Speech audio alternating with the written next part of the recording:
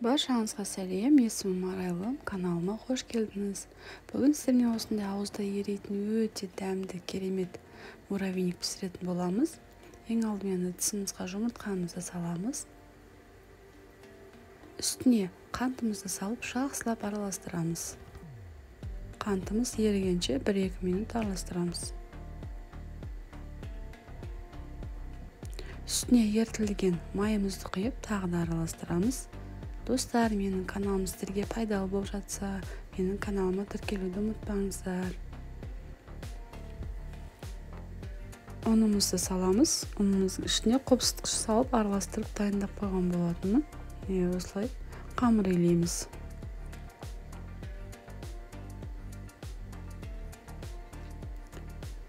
Салафанға салып, қамырымызды 1,5-2 сағатқа морозильникке қойып қоямыз.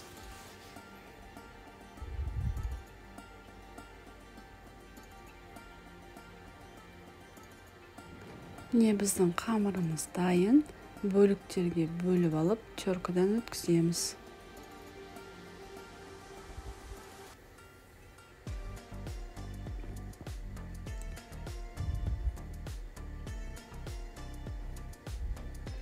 Формамызға салып, қызып тұрған пеште пісіріп алатын боламыз. Біздің тестамыз пісті. Енді осыны қолмен үгітіп, сгущенка араластырып, осымен біздің муравейнигіміз дайын. Мен әсемдеуге қара шоколад қостым. Сіздер өз қалауларыңызша қолдансаңыздар болады. Ас болсын.